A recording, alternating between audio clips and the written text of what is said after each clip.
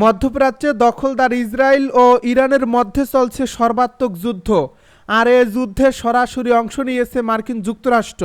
আমাদের হাতে এসেছে গুরুত্বপূর্ণ আপডেট আন্তর্জাতিক সংবাদ। শুরুতেই থাকছে ইরানের এক হামলায় ৩০ ইসরায়েলি পাইলট নিহত। এদিকে ইউক্রেনে মার্কিন অস্ত্র সরবরাহে নজর রাখছে রাশিয়া।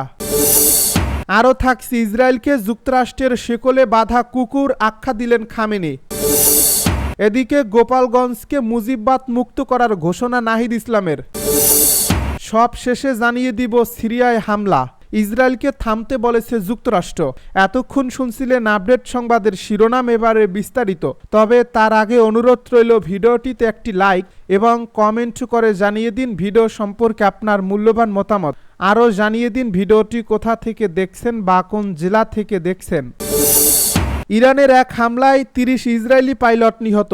ইরাকে নিয়োজিত ইরানের সাবেক রাষ্ট্রদূত হাসান কাজেমি কুমি এক টেলিভিশন সাক্ষাৎকারে জানিয়েছেন, ইরান ইসরায়েল ১২ দিনের যুদ্ধে ইরানের একটি পাল্টা হামলায় ৩০ জন ইসরায়েলি পাইলট নিহত হয়েছেন। তিনি এই ঘটনাকে ইসরায়েলি শাসন ব্যবস্থার জন্য একটি বড় ধাক্কা বলে অভিহিত করেন।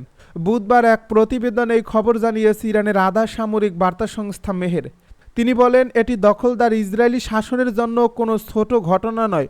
মূলত এ কারণেই তেল আবিব সরকার এখন পর্যন্ত এ বিষয়ে অনেক তথ্য গোপন করছে বা লুকিয়েছে বলে জানান তিনি।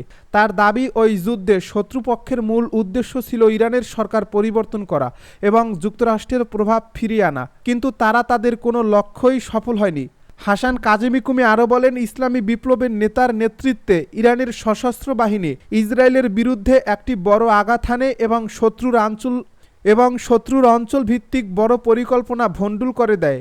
প্রসঙ্গত, গত ১৩ জুন থেকে শুরু হওয়া ১২ দিনের যুদ্ধে ইসরায়েল ইরানের সামরিক, পারমাণবিক ও আবাসিক এলাকাগুলোর উপর বিমান হামলা চালায়। এর জবাবে ইরানের বিপ্লবী গার্ড বাহিনীর মহাকাশ বিভাগ অপারেশন টুরুপ্রমিস-3 এর অংশ হিসেবে ইসরায়েলের দখলকৃত শহরগুলোর উপর ২২ দফা পাল্টা ক্ষেপণাস্ত্র হামলা চালায়।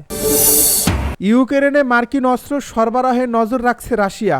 মার্কিন প্রেসিডেন্ট ডোনাল্ড ট্রাম্প ইউক্রেনে অস্ত্র সরবরাহ পুনরায় শুরু করার ঘোষণা দেওয়ার পরপরই এই পদক্ষেপকে রাশিয়া ঘনিষ্ঠভাবে পর্যবেক্ষণ করছে বলে জানিয়েছে ক্রেমলিনের মুখপাত্র দিমিত্রি পেসকভ।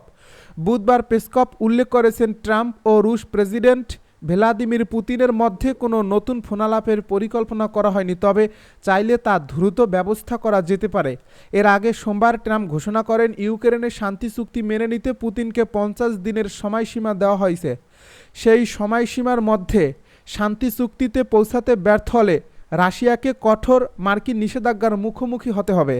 এটা হবে সেকেন্ডারি শুল্ক, যা বিশ্ব অর্থনীতি থেকে রাশিয়াকে বিচ্ছিন্ন করতে এর বাণিজ্যিক অংশীদারদের উপর আরোপ করা হবে। এই হুঁশিয়ারি ট্রাম্পের পক্ষ থেকে এখন পর্যন্ত রাশিয়ার প্রতি সবচেয়ে কঠোর বার্তা বলেই বিবেচনা করা হচ্ছে। বিশ্লেষকেরা বলছেন, ট্রাম্পের হুমকির মুখেও রাশিয়ার কৌশল শান্ত থাকা এবং কাজ চালিয়ে যাওয়া। এই চাপ পুতিনকে যুদ্ধ শেষ করার দিকে ঠেলে দেবে এমন কোনো নিশ্চয়তা নেই।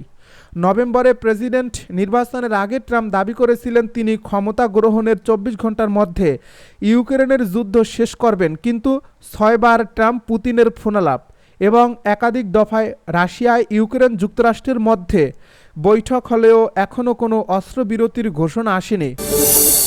ইসরায়েলকে যুক্তরাষ্ট্রের শিকলে বাঁধা কুকুর আখ্যা দিলেন খামেনি। ইসরায়েলকে যুক্তরাষ্ট্রের শিকলে বাঁধা কুকুর বলে আখ্যায়িত করেছেন ইরানের সর্বোচ্চ ধর্মীয় নেতা আয়াতুল্লাহ আলী খামেনি। সেই সঙ্গে নতুন করে যে কোনো ধরনের সামরিক হামলার জবাব দেওয়ার জন্য ইরান প্রস্তুত আছে বলেও হুঁশিয়ারি দিয়েছেন তিনি।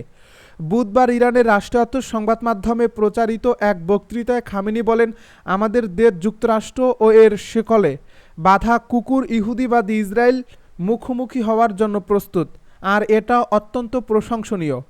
গত মাসে ইরানের পারমাণবিক স্থাপনা ও সামরিক অবকাঠামো লক্ষ্য করে হামলা চালায় ইসরায়েলকে সমর্থন জানিয়ে একই সময়ে ইরানের ৩টি পারমাণবিক স্থাপনায় হামলা চালায় যুক্তরাষ্ট্রের এই হামলার জবাবে কাতারে অবস্থিত মার্কিন ঘাঁটিতে হামলা চালায় ইরান। কাতারে অবস্থিত যুক্তরাষ্ট্রের আল উদেদ ঘাঁটিতে ইরানের ক্ষেপণাস্ত্র হামলার কথা উল্লেখ করে খামেনি বলেন, ইরান যে ঘাঁটিতে হামলা চালিয়েছিল সেটি ছিল যুক্তরাষ্ট্রের অত্যন্ত সংবেদনশীল আঞ্চলিক ঘাঁটি। যুক্তরাষ্ট্র ও অন্যদের আরও বড় আঘাত দেওয়া সম্ভব। যুক্তরাষ্ট্রের সঙ্গে পারমাণবিক আলোচনায় ফেরার জন্য আন্তর্জাতিক চাপের মুখে রয়েছে ইরান।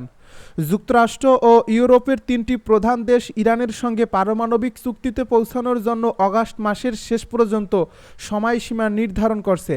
ফ্রান্সের পররাষ্ট্রমন্ত্রী সতর্ক করে দিয়ে বলেছেন, ওই সময়ের মধ্যে ইরানের সঙ্গে পারমাণবিক চুক্তির বিষয়ে যদি অগ্রগতি না হয় তাহলে জাতিসংঘের স্ন্যাপব্যাক প্রক্রিয়ার মাধ্যমে আবারও আন্তর্জাতিক নিষেধাজ্ঞা কার্যকর করা হবে। খামেনি আরও বলেন, আমরা কূটনৈতিক বা সামরিক ক্ষেত্রে সব সময় পূর্ণাঙ্গ প্রস্তুতি নিয়েই প্রবেশ করি, দুর্বলতা থেকে নয়। তিনি কূটনীতিকদের নির্দেশনা অনুসরণ করে জোরদারভাবে চালিয়ে যাওয়ার আহ্বান জানিয়েছেন। তবে এই বিষয়ে বিস্তারিত কিছু বলেননি তিনি। গোপালগঞ্জকে মুজিববাদ মুক্ত করার ঘোষণা দিল নাহিদ। গোপালগঞ্জের সাধারণ মানুষকে মুজিববাদ মুক্ত করার ঘোষণা দিয়েছেন জাতীয় নাগরিক পার্টির আহ্বায়ক নাহিদ ইসলাম। বৃহস্পতিবার ফরিদপুরের পদযাত্রায় শেষে জনতা ব্যাংক মোড়ে অনুষ্ঠিত পথসভায় তিনি একথা বলেন। নাহিদ ইসলাম আরও বলেন, অনেকেই গতকাল গোপালগঞ্জে যেতে চেয়েছিলেন, খুব শীঘ্রই আমরা সেখানে আবার যাচ্ছি। গোপালগঞ্জের সাধারণ মানুষকে মুজিববাদ থেকে মুক্ত করব, তবে সরকারকে সতর্ক করে দিতে চাই সাধারণ মানুষকে যেন হেনস্থা করা না হয়। তিনি আরও বলেন, আমরা ন্যায্য বিচার আদায় না করে রাজপথ ছাড়ব না। এখনও সময় দিচ্ছি, সন্ত্রাসীদের গ্রেপ্তার করুন, তা না হলে আমরা আবারও গোপালগঞ্জ অভিমুখে লং মার্চ করব। তবে এবার আর ফিরে আসবো না, মুজিববাদ মুক্ত করে তবেই ফিরব। নাহিদ ইসলাম আরও বলেন, 64টি জেলায় পদযাত্রা শেষ না করে আমরা ঘরে ফিরব না।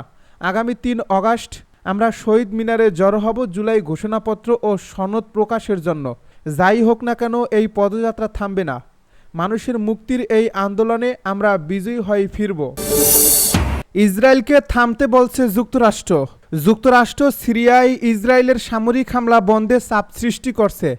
ওয়াশিংটন থেকে প্রকাশিত এক প্রতিবেদনে বলা হয়েছে, ট্রাম্প প্রশাসন ইসরায়েলকে সিরিয়ার সরকারি লক্ষ্যবস্তুতে হামলা বন্ধ এবং দামেস্কের সঙ্গে সরাসরি আলোচনায় বসার পরামর্শ দিয়েছে।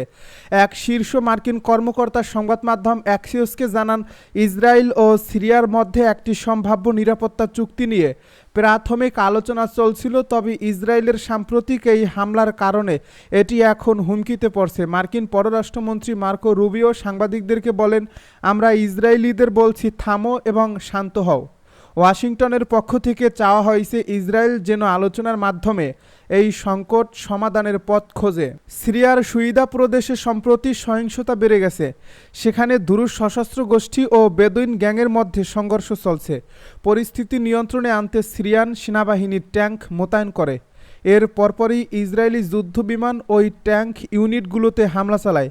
সিরিয়ার পক্ষ থেকে আগেই জানানো হয়েছিল ট্যাঙ্ক মোতায়েন ইসরায়েলের বিরুদ্ধে নয়, কিন্তু ইসরায়েলি কর্তৃপক্ষের দাবি এই ট্যাঙ্কগুলো অস্ত্রশস্ত্র মুক্ত অঞ্চলে প্রবেশ করছে, যেখানে ইসরায়েলের সামরিক উপস্থিতি রয়েছে। Syrian observatory for human rights জানিয়েছে, সুইদায় চলমান সংঘর্ষে অন্তত 250 জন নিহত হয়েছে। সিরিয়ার স্বাস্থ্য মন্ত্রণালয় বলছে, ইসরায়েলি এই হামলায় আরও 3 জন নিহত ও 34 জন আহত হয়েছে।